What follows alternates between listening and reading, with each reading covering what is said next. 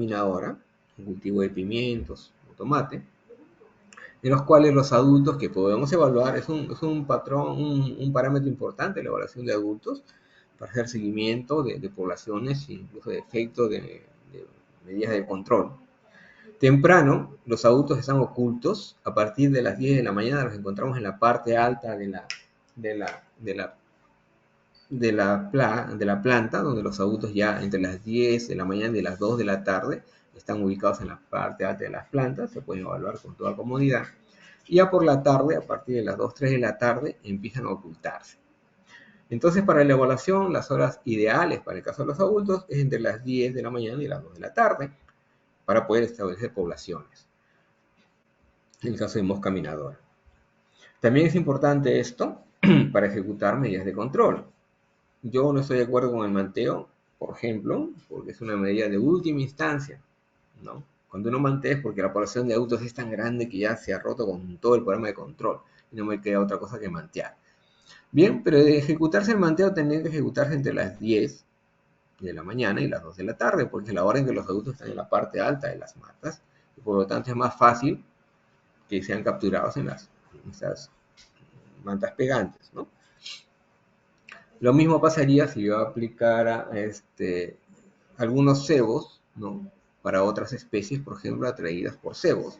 Los aplicaría en la parte más expuesta, donde los adultos van a salir a alimentarse, para poder tener medidas eficientes respecto al producto que estoy empleando. También, esta misma distribución nos permitiría tener un buen control de adultos si tengo, por ejemplo, un entomopatógeno muy eficiente, una materia muy eficiente para el control de adultos.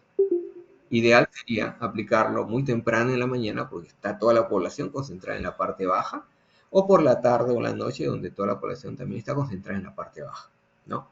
Para el caso de entomopatógenos, dado que necesitan poca irradiación solar, mucha humedad, mucho sombreamiento, entonces muy temprano o muy tarde serían los momentos ideales, ¿no? Aprovechando las condiciones climáticas y aprovechando la distribución de la población. Esto también es importante porque consecuencia de este comportamiento vertical durante el día, ¿dónde se supone que van a estar, dónde va a estar el inicio del ataque? ¿Dónde van a estar las posturas de mosca minadora? No van a estar en las hojas bajas, que ya han sido atacadas al inicio de la plantación, de la fenología, sino en la parte alta.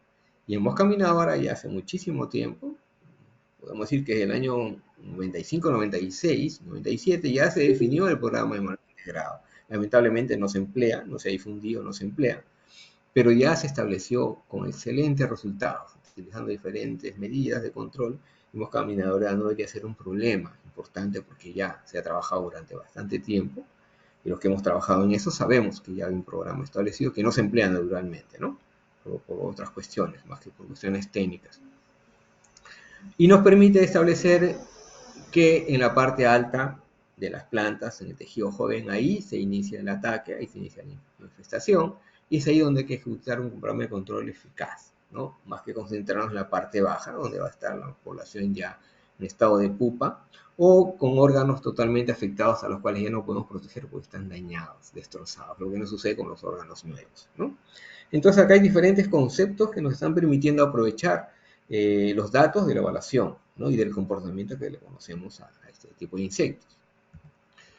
Acá hay otra distribución vertical también que ya no es diaria. Esta distribución ya no es a lo largo de un día, esta distribución es a lo largo del año, ¿no? Durante el programa desarrollado para mosca blanca en el 2001, en espárrago en Chaymochic, se estudió y se investigó y se determinó este comportamiento de las poblaciones de mosca blanca, de Bemisia, asociada a los periodos de verano y de invierno. Esto fue fundamental porque nos permitió interpretar diferentes condiciones del ataque, como las migraciones a gran escala, que eran muy altas, a veces hasta 15 metros de altura, y durante ciertas épocas migraciones muy bajas, apenas a 1 metro 20, ¿no? ¿Y a qué se debía esto y en qué periodos? También la concentración de las poblaciones en el tercio inferior o en todos los tercios de la planta, también asociados al tema de migraciones. Todo este comportamiento se estudió durante el periodo de desarrollo del programa de manejo integrado para esta plaga, el espárrago, que es un modelo mundial. Para los que han leído esto, este es en teoría el segundo modelo mundial respecto a un programa eficiente ya logrado a nivel de campo sobre un área grande. El primero fue el programa de control integrado de algodonero, en los años 50, y el segundo, digamos, programa hacia gran escala sobre un cultivo de un problema severo es este, en el 2001, en el área de Chaymochi, sobre el cultivo de espárrago para el control de mosca blanca. Y esto es uno de los resultados más importantes de toda esa investigación. Por lo tanto, el control se ejecutó en invierno, aprovechando que toda la población estaba en el tercio inferior, todas las fases, como ven ahí en la gráfica, concentradas en el tercio inferior durante el invierno, y ahí se dirigió todo el programa de control, principalmente en entomopatógenos, aprovechando que había poca irradiación solar, abundante este, humedad y todas las condiciones óptimas para el desarrollo de estos entomopatógenos, ¿no? Logramos un control llegando al siguiente verano, prácticamente con toda la población totalmente controlada y con mínima incidencia de ataque a nivel de campo. Bien, entonces, como ven, la información que se levanta de la evaluación, pero basada en el comportamiento que le conocemos a la especie plaga, nos va a permitir ejecutar programas eficientes como este, que ya está demostrado sobre miles de hectáreas. Este programa se ejecutó sobre 6.400 hectáreas de espárrago que iban a ser eliminadas en el año 2001 como consecuencia de un ataque intenso en mosca blanca y era incontrolable, ¿no? El resultado fue un control total de la población, pero basada en todo este conocimiento y en evaluación constante, semana a semana. El resultado de las evaluaciones de campo también nos permite interpretar el comportamiento de población. Este es un esquema desarrollado en tomate, también lo hemos hecho en maíz y otros cultivos, para especies como Spodoptera, en parcelas en las cuales no se ejecutó control para ver cómo se comportaba. Obviamente parcelas delimitadas, ningún productor permite pues, que le destrocemos una parcela dejando que la plaga haga lo que quiera sin ningún control, ¿no? Pero necesitamos medir esto como lo hemos hecho en otras situaciones para desarrollar cultivos orgánicos inclusive, para ejecutar programas adecuados con mínimo uso de productos químicos. Entonces es un esquema que muestra que Spodoptera se agrupa a nivel de postura, la hembra coloca una postura agregada, hay cientos de individuos que salen de esa postura y empieza a dispersarse en el campo, ¿no? Hasta alcanzar una población 1 en el campo, pero luego de esta población se genera otra nueva población a través de la reproducción y se va a empezar a multiplicar la densidad de población en el mismo campo, en las mismas parcelas. El ataque va a ser tan intenso que si no tiene control, el daño va a ser tan fuerte que lo que quiere mostrar el esquema es eso, que el área verde, que es la planta, va a ir disminuyendo, disminuyendo, porque el ataque es tan intenso que ya no hay follaje, ya no hay recuperación de las plantas, y la población también decrece, pero no porque haya una regulación natural, sino que ya no hay alimento para la población y tiene que salir del campo. Los adultos ya salen del campo, no colocan posturas porque ya no hay más área para la generación que viene, ¿no? Entonces es lo que va a pasar a nivel de campo, con destrucción total del cultivo. Obviamente, esto no solo demuestra la necesidad de hacer regulación, esto no implica uso de químicos naturalmente, porque los químicos, quiero puntualizar esto, los químicos no forman parte del sistema normal, natural, de lo que sucede entre una relación entre los individuos de la población y el cultivo. Jamás formaron parte de este sistema. Algunos sí, aquellos derivados de sustancias botánicas, de materias vegetales, sí forman parte del sistema a nivel muy mínimo, que nosotros lo que hacemos es multiplicarlo, elevar ese nivel para ejecutarlo como control, ¿no? Entonces, las sustancias sintéticas son componentes ajenos al ecosistema, en este caso al agroecosistema, y por eso su alteración de lo que está sucediendo en las relaciones entre las plagas, los otros organismos y la plantación, ¿no? Y ese es para el caso de maíz. Después de otra frugiperda, también con otras condicionantes diferentes, ¿no? El cultivo de maíz. Aquí hay una sola generación de Spodoptera. Spodoptera llega, coloca huevos en la primera semana, se multiplica una cantidad de posturas, eso se dispersa en el campo de manera homogénea y lo hace hilera y tras hilera, como ya han visto en los esquemas previos, y se distribuye en todo el campo. Si no hay regulación, todas las larvas presentes se van a distribuir, una larva por cogollo. No vamos a encontrar dos. Una sola larva por cogollo y se dispersa en todo el campo de manera homogénea. Sí, sin ninguna regulación, sin ningún control. Si el ataque es muy temprano y es muy intenso, posiblemente se pierda la plantación, ¿no? Pero regularmente el ataque casi nunca es así, muy raros casos es así y se puede recuperar. Pero sin embargo el impacto es bastante fuerte sobre la plantación, ¿no? Pero de ser un ataque muy intenso y en etapa muy temprana del maíz, incluso puede llegar a detener digamos, el desarrollo de este cultivo, ¿no? Pero se va a generar una sola población, una sola generación, y los adultos de aquí van a salir, porque la planta va a seguir creciendo, se va a desarrollar y el adulto después te va a encontrar que estas condiciones no son apropiadas para la postura. Y por lo tanto, no vamos a tener un ataque, por ejemplo, regular del cogollero en etapa pues de espigado, de mazorca, ¿no? Va a haber ocasionalmente algo por allí, pero no va a ser una población regular de esta especie, ¿no? Diferente a lo que va a suceder en el caso de espárrago u otras hortalizas, ¿no? Donde sí se va a generar 2 o 3 generaciones, o hasta 4 durante todo el desarrollo fenológico. Es importante también considerar que las plantaciones, dependiendo de su manejo agronómico y del tipo de planta que estamos desarrollando, también van a tener ciertas condiciones de instalación. Los árboles distanciados, comunidades ordenadas, en las que la evaluación va a ser diferente a lo que sucede en hortalizas, ¿no? Bajo surcos corridos, o el uso en algunos cultivos de tutorado, ¿no? Que va a implicar también una condición particular para la evaluación y para el sistema de evaluación que se va a implementar. ¿No? Es imposible considerar que un cultivo como espaldera, por ejemplo, como maracuyá, como uva, atravesemos el cultivo para evaluar en la otra hilera o en el otro surco, ¿no? Es imposible eso. Entonces ya tenemos un sistema obligado de evaluación a través de hileras. En el caso de árboles frutales sí podemos hacer zigzag, diagonales, porque nos permite, o este espacio entre los árboles nos permite. Pero más adelante vamos a ver que a la larga el sistema ideal va a ser aquel en que evaluamos hileras o puntos a través de hileras de evaluación, porque es de la manera regular, sobre todo ya en cultivos de agroexportación, en las que hacemos todo. Regamos en hileras, hacemos nutrición en hileras, hacemos limpieza en hileras, labores culturales en hilera, cosecha en hilera, y hacemos evaluación fitosanitaria en zigzag, en 5 puntos, salteado, en diagonales. Entonces, la hemos separado, ¿no? La evaluación de todo nuestro manejo regular de la plantación. Es importante también el conocimiento de cómo se comportan los diferentes organismos que vamos a evaluar en la planta o en los perros. A veces va a cambiar un poco el comportamiento dependiendo del tipo de hospederos, debo conocerlo para que mi sistema de evaluación sea adecuado, ¿no?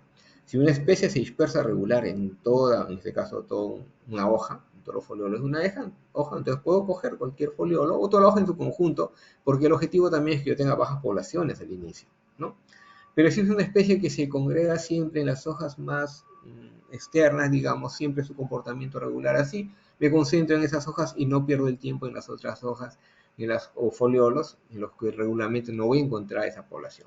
Este conocimiento es importante para mejorar el dato poblacional que voy a tomar de las especies, ¿no?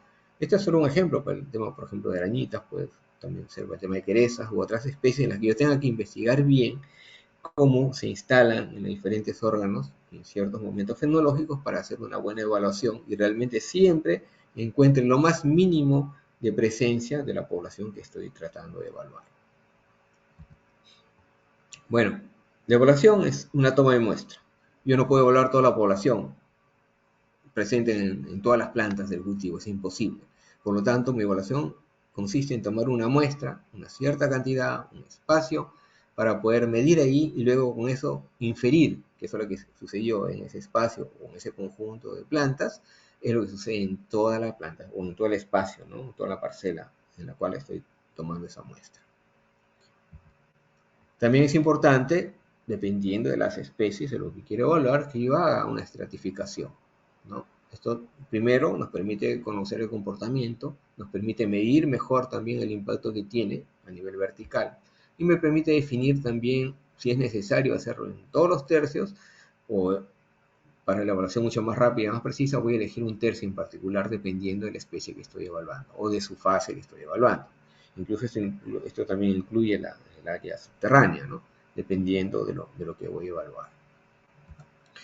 La evaluación fitosanitaria, con ello, nos va a permitir realizar una evaluación que debe ser bastante rápida, pero no por eso no tener datos precisos de lo que realmente está pasando a nivel de campo. En árboles, por ejemplo, lo vimos en tercios. Muchas veces queremos evaluar los 3 tercios, pero hay que validar si es que realmente todos los 3 tercios me permiten tener buena información. y con la dificultad de evaluar el texto superior o el tercio inferior, ver si este valor nos va a permitir también tener una información que nos sea útil, ¿no? Regularmente, en las plantaciones es el tercio medio el que me permite mayor cantidad de información adecuada en la mayor parte de especies. En algunas pocas especies es importante el tercio superior, ¿no? Para ciertas fases, y lo mismo pasa con el tercio inferior para ciertas especies. Y eso es importante conocerlo. No puedo usar también una sola metodología para todas las especies porque no todas se comportan igual, ¿no? Entonces, esto es fundamental que lo conozca para poder establecer cuál es el sistema de evaluación más adecuado para el cultivo, para el conjunto de especies importantes que afectan mi cultivo y para que este sea el sistema que todos los evaluadores implementen en la plantación, ¿no? Porque este va a ser el valor estándar que se va a llevar a toda la plantación y se va a documentar, ¿no? Semana tras semana, según el periodo que yo establezca para la evaluación. Las determinaciones que se consiguen con las evaluaciones son varias. Eso también está en los libros, en los manuales. Densidad absoluta, relativa, estimado absoluto, estimado relativo, estimado en proporciones, en grados y el índice de población. Para el uso actual, hay mucha gente, hay muchas empresas inclusive que están hablando del uso de drones como la solución final. Y para trabajar con drones, en la parte fitosanitaria, ya tendríamos que tener índices de población que yo estoy plenamente seguro que nadie los tiene. Solo se puede usar un dron para la evaluación fitosanitaria cuando ya se tengan los índices de población asociados al uso del equipo que tiene el dron, que puede ser diferente, modelo de cámara, una cámara termográfica, una cámara multiespectral, dependiendo del modelo de cámara con que se cuente y la metodología o la tecnología que va a emplear esta información para determinar si realmente tengo el índice o no. Lo demás se puede realizar en las evaluaciones regulares, ¿no? Densidad absoluta o relativa es lo que voy a calcular, ¿no? Y la densidad absoluta es aquella que yo puedo contar en un área determinada, como por ejemplo el número de larvas por hectárea, porque si evalúo un metro, varios metros en el campo, y determino que tengo un promedio de 7 larvas por metro, eso puedo inferirlo a la hectárea, porque me dio respecto a un metro. Pero cuando tengo, por ejemplo, la segunda densidad relativa, número de ninfas de mosca blanca por hoja, yo no puedo asumir qué sucedió en todas las hojas pues, del palto, cuántas hojas tiene un árbol de palto, y estoy viendo solo unas 4 o 5 hojas u 8 hojas. Y he calculado el número de ninfas. Entonces este estimado es relativo, yo no puedo contar y asumir que es el total, no sé ni cuánto, si todos los árboles tienen la misma cantidad de hojas. No, en el metro es diferente, todos los surcos tienen metros, una cantidad de metros determinados, 100 metros, 110 metros, entonces ya puedo inferir para un valor ya determinado lo que no va a pasar con cada árbol y su número de hojas, ¿no? Por eso este valor que se obtiene es una densidad relativa a cierto órgano que estoy determinando. Y por lo tanto los estimados van a corresponder a esos, ¿no? Número de larvas por metro, cuadrado por planta o estimados, número de trips por brote. ¿Cuántos brotes hay? No sabemos, pero sabemos que la densidad relativa es de tantos trips por brote. La planta o el árbol puede tener pues 30, 40, 100, 200, 500, 1000 brotes. Entonces, pero en cada brote que he evaluado hay un promedio de tanto. No es el total que yo puedo estimar, no como población total, sino un estimado relativo a cierto órgano y a cierta fase de los individuos que me expresa un cierto estimado relativo a la población. El estimado en proporción es cuando yo no puedo hacer esta cuantificación y lo que quiero evaluar es lo que normalmente se hace en realidad. Presencia o ausencia de la plaga, si hace daño o no hace daño, y si está sano o está infestado. Esos son los estimados en proporciones. ¿Qué porcentaje de plantas tienen presencia de la plaga? ¿O qué porcentaje de plantas están dañadas con presencia de daño? ¿O qué porcentaje de plantas están infestadas? ¿O qué porcentaje de esas plantas presentan cierta cantidad de, de órganos afectados, ¿no? Y los estimados en grados es cuando es difícil cuantificar, ¿no? ¿Cómo voy a cuantificar el número de querezas? Por ejemplo, en un árbol, ¿no? Entonces voy a estimar en grados por la dificultad de cuantificar, ¿no? Entonces estos grados van a establecer parámetros, grados 1, 2, 3 o desde 0, ciertos parámetros asociados a la velocidad que se reproduce, a su capacidad reproductiva, la intensidad de su daño frente a cierta etapa fenológica. Eso me va a determinar el grado que yo le voy a, el valor del grado que voy a asignar, ¿no? Pero una especie de corto periodo y que se multiplica rápidamente, Entonces yo tengo que establecer un grado mucho más pequeño respecto a aquella que es muy lenta para reproducirse o capacidad de reproducción muy baja. Entonces puedo permitir una cantidad, un grado con una cantidad mayor